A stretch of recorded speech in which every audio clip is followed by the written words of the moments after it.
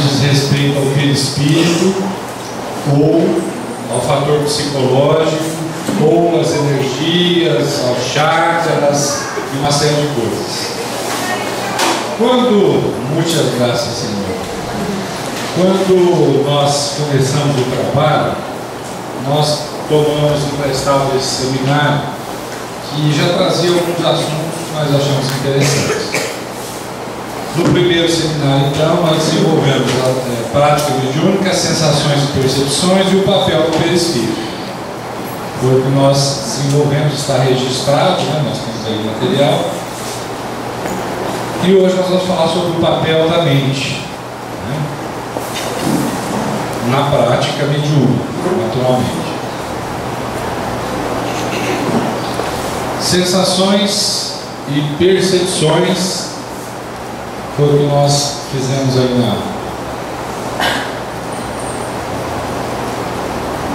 papel da mente. A mente permanece na base de todos os fenômenos mediúnicos. Francisco Cândido Xavier, os domínios da mediunidade, André Luiz é o espírito que trouxe a informação. Então vejam bem, a mente permanece na base de todos os fenômenos mediúnicos. Todos, absolutamente todos. Então nós vamos ter que conhecer a mente, né? Ou pelo menos conhecer algumas disposições. Não é a proposta do momento que nós estamos desenvolvendo aqui, como disse muito bem José Martins, um aprofundamento tal que nós não tenhamos mais o que falar sobre a mente, é óbvio, né? Mas aqui nós vamos ver algumas relações entre a mente, o que nós produzimos e a inter-relação entre o corpo físico e o perispírito, para que o processo mediúnico possa acontecer. Então, nesse trabalho, nós vamos ter algumas visões interessantes sobre isso. O papel da mente. O médium é um intérprete do pensamento e da vontade dos espíritos que se comunicam por seu intermédio. Assim, como é preciso um fio elétrico para comunicar a grande distância uma notícia, e na extremidade do fio uma pessoa inteligente que a receba e transmita. Ele está falando do telégrafo, né? Vamos lembrar que isso foi escrito em meados de 1857. Então utilizava-se o telégrafo, que era através de um fio elétrico. Aí ele dá o exemplo de como esse processo de comunicação se desenvolvia. Existia alguém aqui que usava o telégrafo através de sinais, o fio, o condutor levava a mensagem, um impulso elétrico, e lá se transformava em um impulso dinâmico que movimentava lá a peça do telégrafo. Ele faz a mesma comparação. O médium, ele é esse intérprete. Ele é um intermediário entre a ação do mundo espiritual, né, para que a mensagem chegue até o mundo físico. É bom lembrar que isso não precisa necessariamente de uma atitude consciente para acontecer. O que quer dizer isso? Então, para eu ser médium, eu tenho que ir no centro espírita, eu preciso estudar Allan Kardec, eu preciso estudar o livro dos médiuns, fazer 12 anos de curso. Não, você é médium. Os hospitais psiquiátricos, por exemplo, estão abarrotados de médiuns.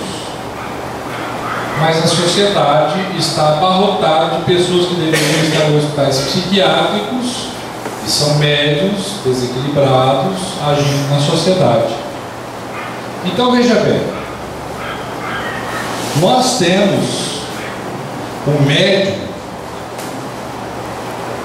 nós temos em relação ao médium uma visão ainda mítica, que é aquela em que o médium é uma criatura especial, uma criatura diferente de todos, aquela coisa toda que se criou por um processo natural da evolução da visão antropológica de mediunidade.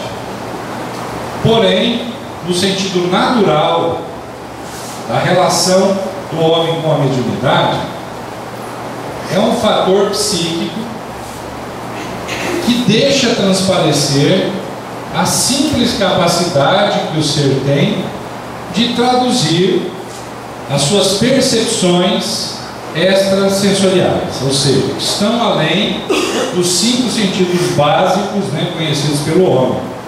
Então isso não precisa de estar no centro espírita. E é até um problema, porque quando o sujeito não está, ele é vítima, vamos dizer assim, pela ignorância de uma série de circunstâncias que afetam diretamente sua vida, e ele não sabe disso, por conta de uma percepção que ele ainda não sabe que funciona, que é daquele jeito, que traz consequências naturais. Por exemplo, o sujeito entra no mercado que está, não sei se vocês sabem, tem espíritos no mercado. Você sabia que tem espíritos no mercado? Estão lá andando no mercado. Pois é, tem espíritos no mercado. Na boate tem espíritos, nas ruas. Se a gente, dependendo da situação, eles podem estar em nossas casas. É assim. Existe uma vida interexistente acontecendo.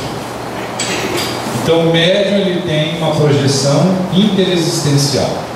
Ele está vivendo aqui, está percebendo coisas de um outro padrão vibratório. Bom, tendo espírito em qualquer lugar, de repente o sujeito está lá no mercado, uma senhora que desencarnou com uma doença difícil e tal, está cheia de dores e tal, está atraída por algum motivo para aquele ambiente do mercado. Esse sujeito é médium, está empurrando um carrinho, passa próximo dessa senhora e ela se vê atraída pelo potencial mediúnico daquele sujeito que está empurrando o carrinho. O que acontece aí? Há uma imantação, ela atrai a entidade. A partir daquele momento ela começa a sentir alguns desconfortos, né? Então, digamos que ela desencarnou com câncer no estômago. Aí a pessoa está empurrando o carrinho e aquele espírito está do lado, não sabe que é médium, não sabe que o espírito está ali. Aí ela começa a sentir um mal-estar, o mal-estar vai evoluindo, daí a pouco começa a dar o famoso embrulho no estômago, né? Aí ela acabou de almoçar, não é rara a pessoa que precisa ir para um banheiro, né? Tem vômitos, algumas pessoas chegam mesmo a essa condição, tem a dúvida, e ela não sabe.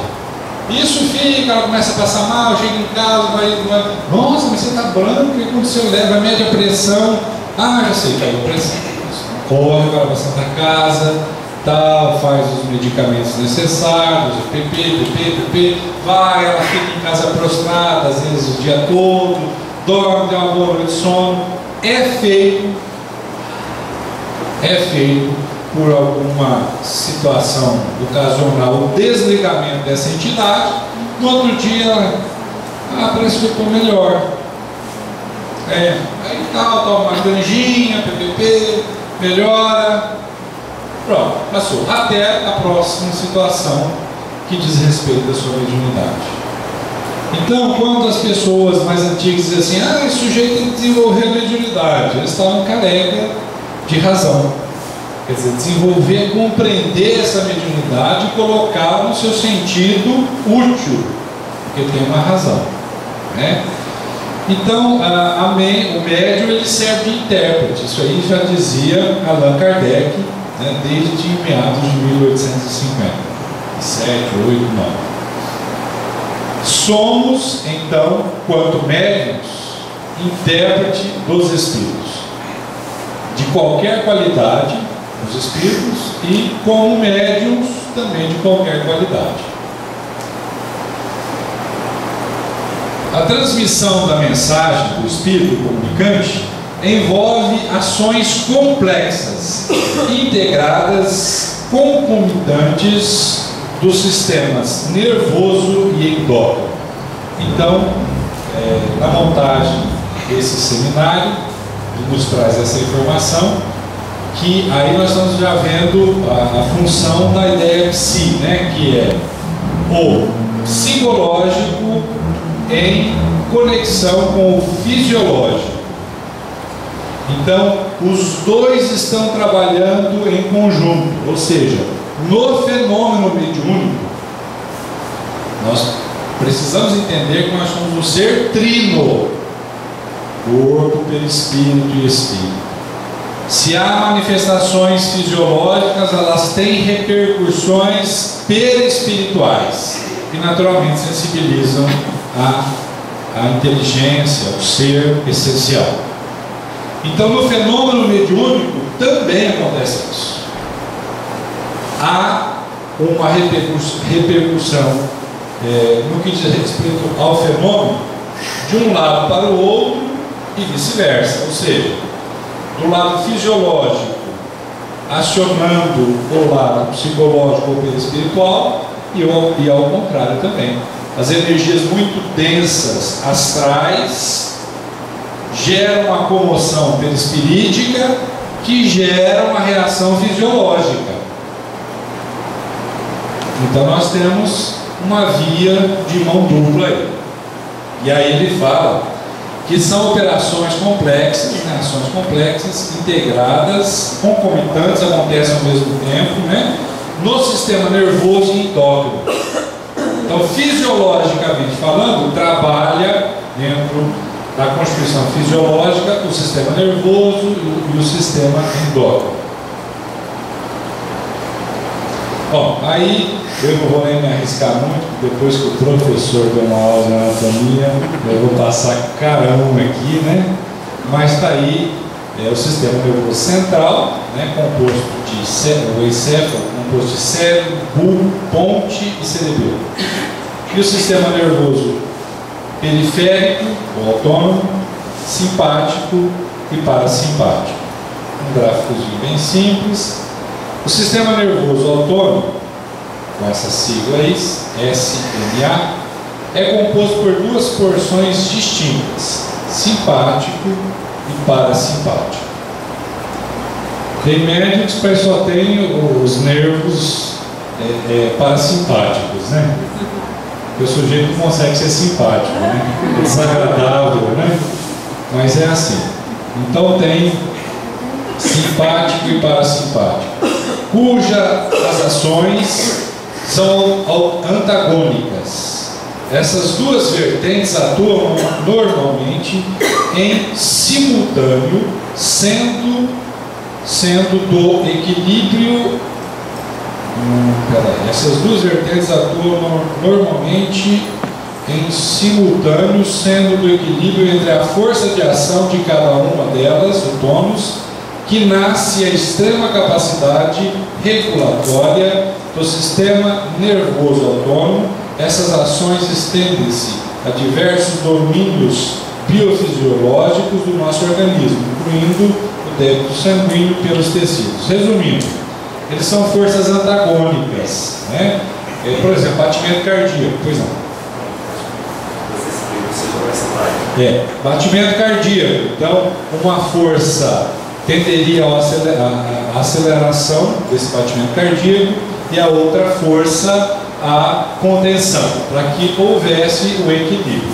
Em momentos, dadas as circunstâncias, uma vai prevalecer, a outra, e a normalidade está na ação simultânea dessas duas forças, né? Basicamente é isso.